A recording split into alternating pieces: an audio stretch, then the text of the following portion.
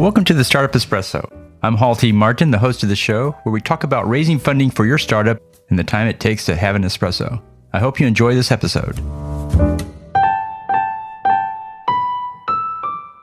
Hello, this is Hall T. Martin with the Startup Funding Espresso, your daily shot of startup funding and investing. I was recently talking with a startup about a photo service he had. He spent $3,000 to test out his business model. He found he could sign up one photographer for every dollar spent, and then he talked about how much revenue he could generate with each one. As he spoke, I found myself engaging with his pitch when he had numbers. He talked about how he spent his $3,000 to demonstrate the cost of customer acquisition and the average lifetime use. Later in the discussion, I found my eyes glazing over when he started talking about how, quote, everyone loves this service, and, quote, it works great, and other statements that spoke generally about the product, but not specifically about the business.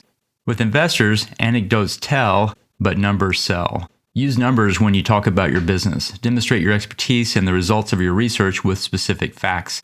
Show the unit economic numbers around your business model and make the case that you have a business that works. Make sure you don't show up with general anecdotes, as you may see the investor's interest wane. Thank you for joining us for the Startup Funding Espresso, where we help startups and investors connect for funding. Let's go start up something today. Hall T. Martin is the director of Investor Connect, which is a 501c3 nonprofit dedicated to the education of investors for early stage funding. All opinions expressed by Hall and podcast guests are solely their own opinions and do not reflect the opinion of Investor Connect.